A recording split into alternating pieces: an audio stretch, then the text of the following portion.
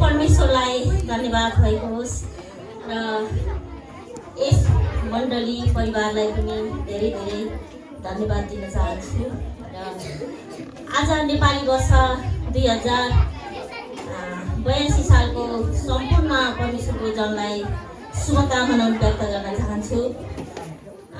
यस मण्डली स्थानीय मण्डलीका आदरणीय पास्टर रामबहादुर राईज्यू र रामपुर लामडाँडा मण्डलीका आदरणीय पास्टरज्यू, पेगु मण्डलीका आदरणीय पास्टरज्यू, मोली मण्डलीका आदरणीय पास्टरज्यू र हाम्रो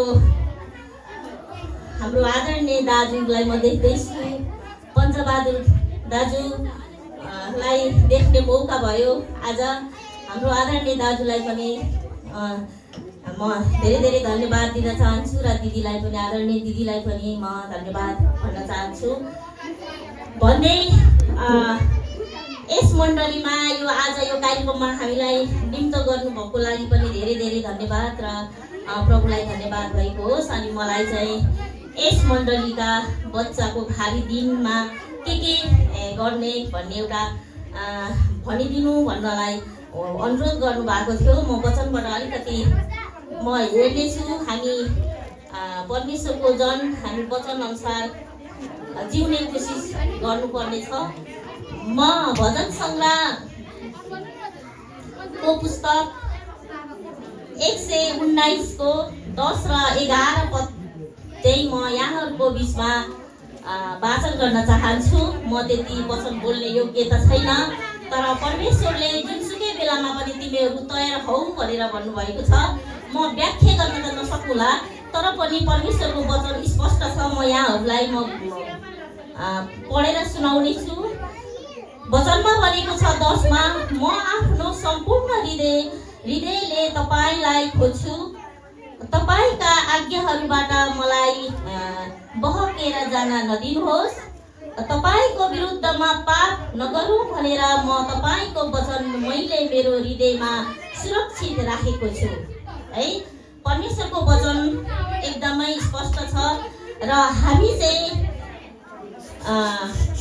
पाप गर्नबाट जोगाउनको लागि हाम्रो बालबच्चालाई र हामी आफै स्वयं जोगाउनको लागि चाहिँ हामी एकदमै आज्ञाकारी हुन आवश्यकता छ। जब बाबा आमा आज्ञाकारी हुन्छौँ तब हाम्रा बच्चाहरू पनि आज्ञाकारी हुनेछन् र भावी दिनमा बच्चाहरूले परमेश्वरको महिमा गर्नेछन्। बच्चाहरू भनेको चाहिँ भविष्यका कर्णधार हुन्, यो मण्डलीको चाहिँ एउटा खम्बाहरू पनि हुन्। र म अर्को वचन पढ्न चाहन्छु व्यवस्थाको पुस्तकमा।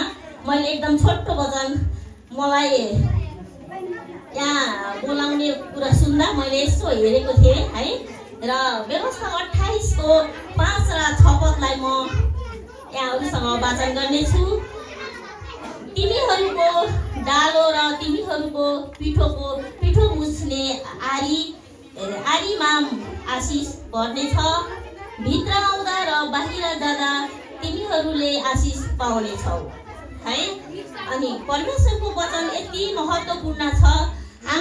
हामी चाहिँ यदि आज्ञाकारी हुन्छौँ भने हाम्रो पिठो मुछ्ने आरी कहिल्यै पनि रित्तिने छैन र हाम्रा बालबच्चाहरू चाहिँ बाहिर जाँदा भित्र आउँदा आशिषित हुनेछन् र बाबा आमाको आज्ञालाई शिर उपर गर्नेछन् भन्ने वचनले हामीलाई यो सिकाउँछ। भने यहाँ यो मण्डली सञ्चालन उद्घाटन भएको पनि 16 वर्ष बितिसक्न लागेछ। हिजो अस्ति जस्तो लाग्छ। उँभोको मण्डली बन्नुपर्छ भनेर हामीले धेरै प्रार्थना गर्थ्यौँ। साँच्चै परमेश्वरले यो ठाउँमा मण्डली स्थापना गर्नुभयो। यतिका जनहरू परमेश्वरले हाम्रो यो भवनमा ल्याउनु भयो। परमेश्वरलाई धन्यवाद भएको होस्। र यहाँ सम्पूर्ण सेवा गर्ने दाजुभाइ दिदीबहिनीलाई पनि परमेश्वरले भित्र जाँदा बाहिर आउँदा उहाँको स्वर्गीय आशिष खटाउनु भएको होस्। र म यहाँहरूसँग धेरै बोल्दिनँ, म यहाँहरूको मण्डलीको लागि छोटो प्रार्थना गर्नेछु। मेरो प्रार्थनामा सबैजना सहभागी हुनुहुन्छ भन्ने मैले आशा गरेको छु। हामी छोटो प्रार्थना गर्नेछौँ है। सर्वशक्तिमान जीवित परमप्रभु परमेश्वर बुवा, हामी तपाईँ परमेश्वरलाई धन्यवाद भन्दछौँ, किनभने तपाईँ धन्यको हुनुहुन्छ, तपाईँ धन्यवादको योग्य हुनुहुन्छ।